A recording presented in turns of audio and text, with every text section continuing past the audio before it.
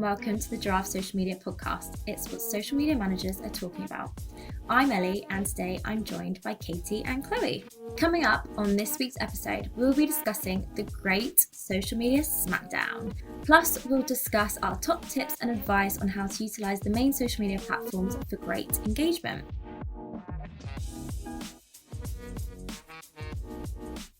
At the end of this month, on June the 30th, is World Social Media Day. For those of you who don't know, World Social Media Day was created to recognise social media's impact on global communication and to bring the world together to celebrate it.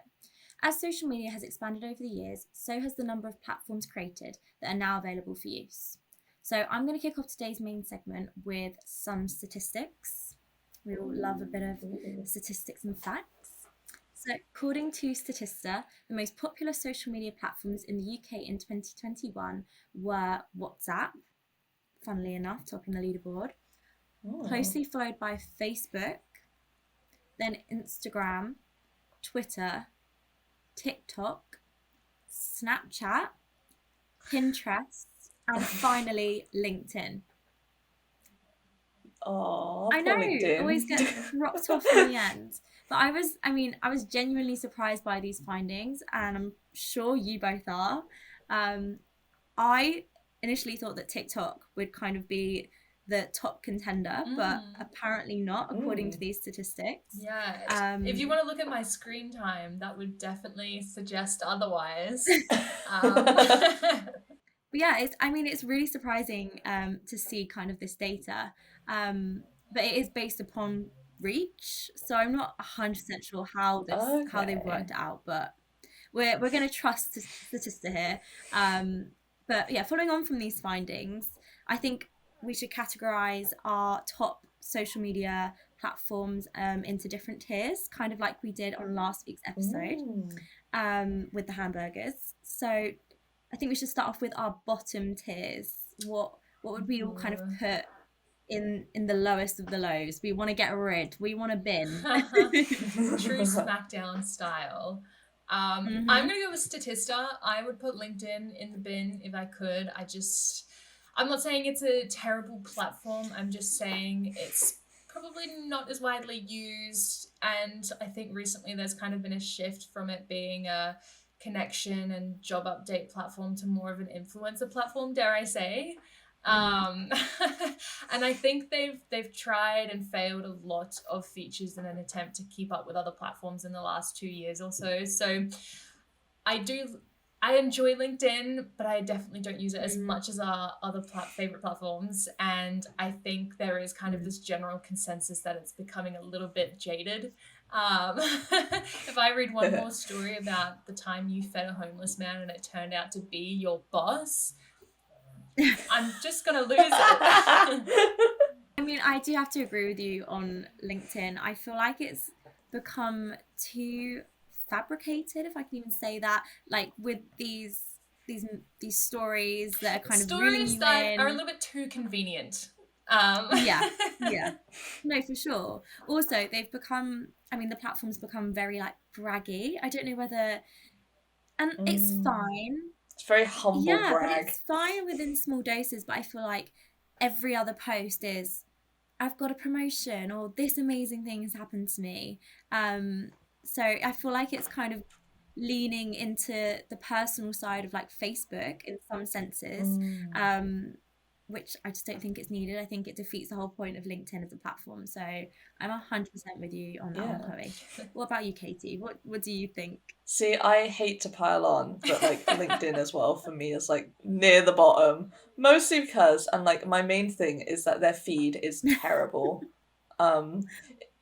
In my opinion, the way it's laid out is awful to me. And it's like, you see all these posts from people that are like, so-and-so liked this post. And it's like, this is a connection that I made like 3 years ago. And like, it's usually like those like heart react or like clap react to like vote. And I'm like, there's part of my brain that's like, LinkedIn has a poll feature, use it. But like, how are you going to get the engagement, Katie? How are you going to get the engagement? My mistake. The engagement.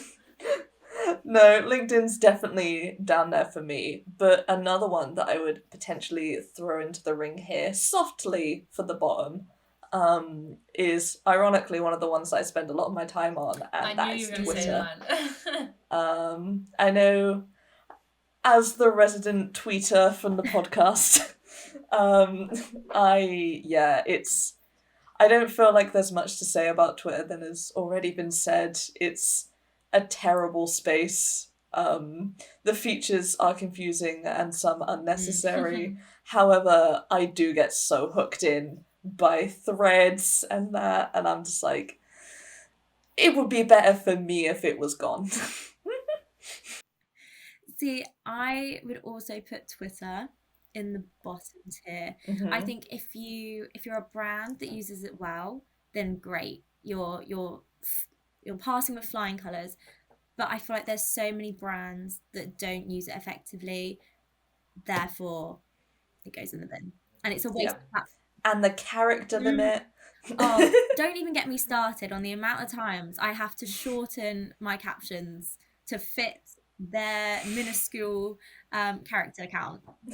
Not I'm just like adding like the little and symbol instead of and. It's like trying to get rid of spaces wherever honestly, I can. social media manager problems. I would put Twitter in my bottom as well, but probably because this is going to make me sound so old, but I just don't understand why anyone would use it. Like, I'm not really sure, like, if I had Twitter, what would I tweet? And I know a lot of people maybe don't tweet and they just use it to kind of peruse, you know, what other people are saying and read threads, like you said, Katie. But for me, I'm kind of just like, oh, what's the point then? But I suppose that's the same with TikTok. A lot of people have TikTok just to consume and not to create or post anything. So I don't know. I'm just a bit stuck in my ways, I think, with Twitter. I feel like that's a widespread opinion that Twitter's kind of outgrown now. It, again, that may be a really unpopular opinion. I feel like LinkedIn and Twitter are going to come for us after this. Yeah. But I feel like we've made valid points on why we believe that these should be in the bottom tier. But anyway, let's move on to happier things. What would you guys put as your top social media platforms or singular social media platform if you could choose? So I think, and this may not be a surprise to anyone, I would put TikTok, as TikTok reigns supreme for me.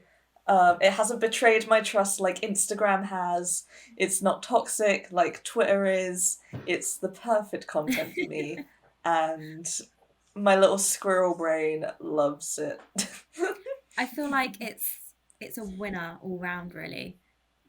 Yeah, TikTok was up there for me too, but Katie, I knew you were going to put TikTok, which is why I haven't chosen to talk about that one today. But I think it is like there's almost nothing you need to say. It's probably undisputably the top platform at the moment. Probably will be for a while.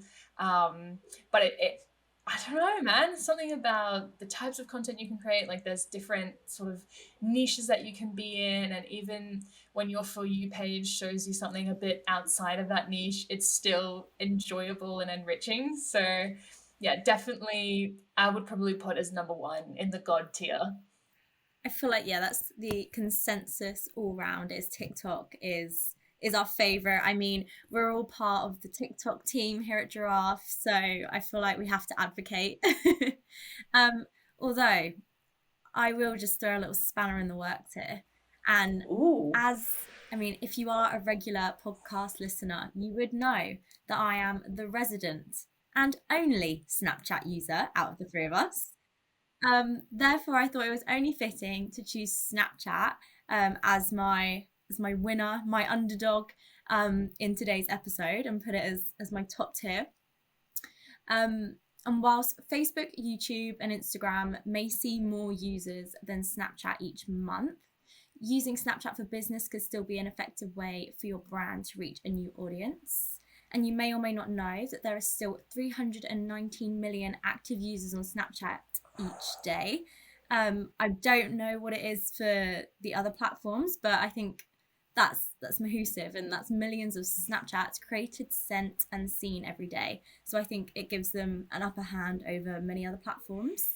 And it's a great way to connect with a younger demographic in comparison to all the other ones, which I feel are more generic, whereas Snapchat's much more niche. Yeah. But yeah, that's my wisdom of the day. I knew you were going to be Team Snapchat. I have to be. I feel like I wouldn't be me if I didn't throw them in. My top social media platform, I kind of had a brainwave today, and this is maybe a bit left of field, and I feel like we don't show this platform enough love on the podcast, and that is Pinterest. I just feel like Pinterest is almost the new Instagram, and this is a little epiphany I had today because Instagram is all about creating that aspirational content. It's more visual than it is kind of, I don't know, text-based, and you're kind of just there to look and to consume. And so I think Pinterest is going to be great for that. And I think maybe as people veer away from Instagram in the next year or so, Pinterest is going to become even more popular. It's actually already 80% more viral and 3 times more effective at generating leads for Twitter. So it's amazing for brands. It's one of the largest web traffic drivers in the world as well. And I think it's popular amongst all generations. You've got, kind of your Gen Z who are on there, maybe searching for outfit inspo. And then you've got older generations looking at holiday destinations or home inspiration or wedding inspiration. And I think there's maybe a big misconception that it's a largely female audience, but there's people of all genders, of all ages on there, and I just think it's the one. I don't know. Do you guys enjoy Pinterest? Do you use it much? I love Pinterest. And like I totally agree with you. I have so many boards. I don't know if that's because it's like half creative, half like outfit inspo or house inspo. Like that's generally my niche on there.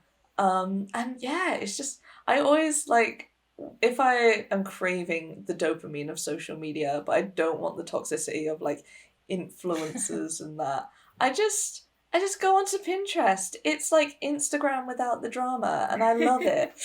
I totally find myself on Pinterest more and more these days as like I go to click Instagram and I'm like, nah, let's do Pinterest instead, because you can like search for the content that you want to consume, which I feel like you can't really do that on other social media platforms. You're kind of restricted to the people that you're following on Instagram, whereas on Pinterest, maybe I don't want to look at fashion every day. Maybe I do want to look at some home inspo, and it's so easy to do that because it's essentially a giant web browser. So it's such an underrated platform, and I think it's a missed opportunity for many brands who haven't picked it up already.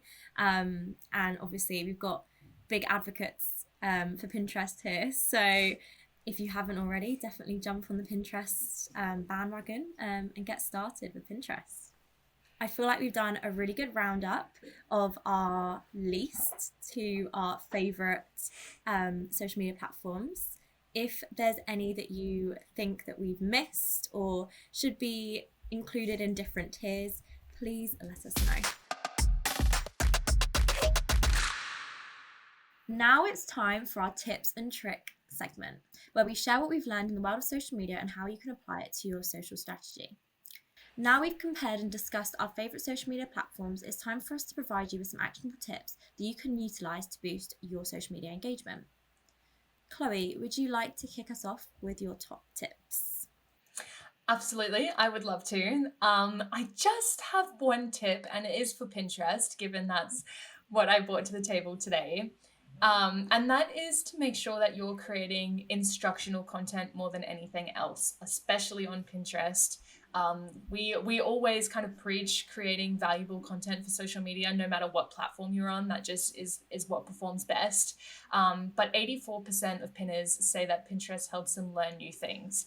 And in fact, that's probably the main purpose of the platform, is that you're going there, kind of like what I mentioned before, you're going there with a purpose, with kind of something in mind that you want to learn, or you want to search, or you want to pin. And so I think things like infographics work exceptionally well, kind of little rundowns of maybe a blog post that you then link to, videos, how-to videos, and just anything that provides some sort of instruction, education, or value is going to perform so well. It's going to boost your leads tenfold. You can link your website or your Instagram account and watch those numbers increase as well. And yeah, I think it's also great for repurposing Instagram content. I think, as I said, the platforms are quite similar, so you can always link your Pinterest account to your Instagram and just share everything that you're posting there onto Pinterest as well. So if you are sleeping on Pinterest, please don't, give it a go. We have a really great episode interviewing a Pinterest expert that you should give a listen. And yeah, wish you all the best. Perfect. I think that was a really great tip. And yeah, definitely listen to our podcast if you get a chance. What about you, Katie? We'll swing straight into it. Yeah, so my tip is for TikTok, and it might feel incredibly obvious, but as we all know, TikTok is all about the trends, and the best way to generate engagement on there is joining in on those trends. So if you can see them, if you can hop onto them in time and they make sense for your brand, like do that straight away. If it gives you the opportunity to like personalize your brand a bit more or personify it a little bit more, like that's even more of a win, because we know the TikTok kids love their authenticity. Again, we did a whole episode on this. But yeah, no, it's just staying on trends and staying true to you. There's my tip rounded up for you. I think you summarized it perfectly. I love that tip. For my top tip, I'm going to stay on the Snapchat wavelength. And I believe that Snapchat is all about being casual and fun. They do call themselves the platform for real friends. I think their hashtag is #realfriends. There's so many opportunities for your business or your brand to utilize the Snapchat Business Manager. And there's so many options to boost your business through there. So if you haven't already explored that as an option for your kind of marketing strategy or social media marketing strategy, that's definitely one to jump on. Also, there is quite an obvious choice for social media marketing with Snapchat, which would definitely boost your engagement and increase your brand recognition. And that would be kind of creating your own branded filter. I'm sure you guys have come across them before when you previously used Snapchat. I know you guys don't really use it anymore, but I always get hooked on and they kind of come up as the first few filters. So it's a great way to get your brand recognized and out there. Hopefully the tips we have just mentioned have helped you and provided you with some inspiration for boosting your engagement on social media. If you have any engagement tips that we haven't mentioned in today's episode, please send them in on Instagram at giraffesm.